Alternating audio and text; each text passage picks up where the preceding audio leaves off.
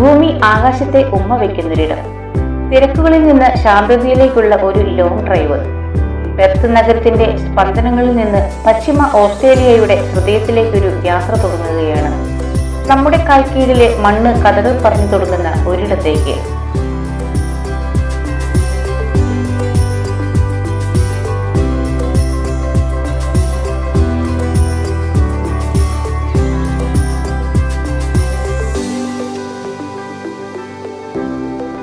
വലതുവശത്ത് നീലിമയാർന്ന ഇന്ത്യൻ മഹാസമുദ്രം, ഇടതുവശത്ത് അനന്തമായി പരന്നു കിടക്കുന്ന വെളുത്ത മണൽ മരുഭൂമി.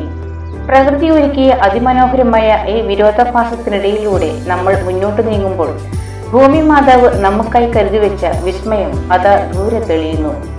ഇതാണ് പിനക്കിൾസ്. ലക്ഷക്കണക്കിന് വർഷങ്ങളുടെ കാത്തിരിപ്പിന്റെ ഫലം. ഈ കാണുന്ന ഓരോ ശിലാസ്തംഭങ്ങളും പ്രകൃതി തന്റെ ഉളികൊണ്ട് കൊത്തിയെടുത്ത ശില്പങ്ങളാണ്. ലക്ഷക്കണക്കിന് വർഷങ്ങൾക്ക് മുൻപ് കടൽ പിൻവാങ്ങിയപ്പോൾ ബാക്കി വെച്ച കടൽ ചിപ്പുകളും ചുണ്ണാമ്പുകല്ലുകളും കാറ്റും മഴയും ചേർന്ന് മെനഞ്ഞെടുത്ത അത്ഭുതം.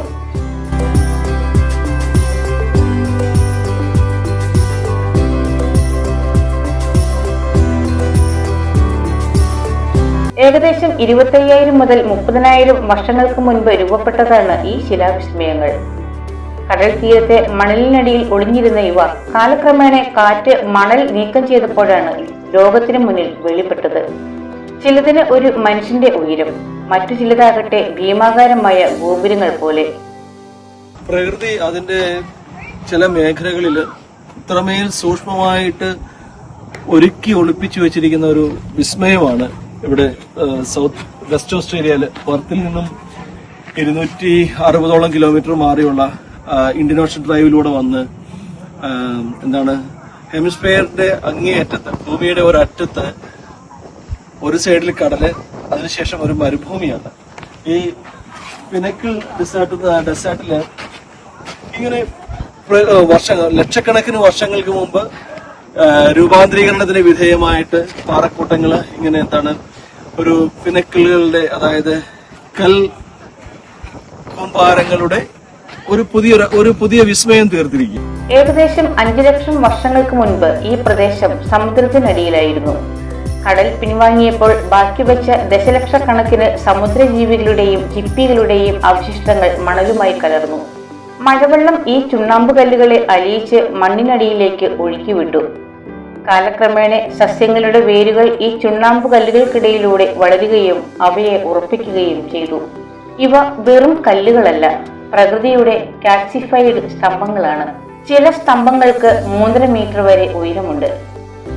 അവയുടെ ആകൃതിയും ഘടനയും പരിശോധിച്ചാൽ അവ രൂപപ്പെട്ട കാലത്തെ കാറ്റിന്റെ ഗതിയും മഴയുടെ അളവും വരെ ശാസ്ത്രജ്ഞന്മാർക്ക് മനസ്സിലാക്കാൻ സാധിക്കും. ഇവിടുത്തെ മണ്ണിൽ കാൽസ്യം വളരെ കൂടുതലാണ്, ജലം വളരെ കുറവും. എന്നിട്ടും ഈ ആവാസ വ്യവസ്ഥയിൽ വെസ്റ്റേൺ ഗ്രേ കങ്കാരുക്കളും വിവിധയിനം പക്ഷികളും വസിക്കുന്നു. സസ്യങ്ങൾ തങ്ങളുടെ വേരുകൾ മണലിന്റെ ആഴങ്ങളിലേക്ക് പടർത്തി ഈ ശിലകൾക്കിടയിൽ ജീവൻ കണ്ടെത്തുന്നു.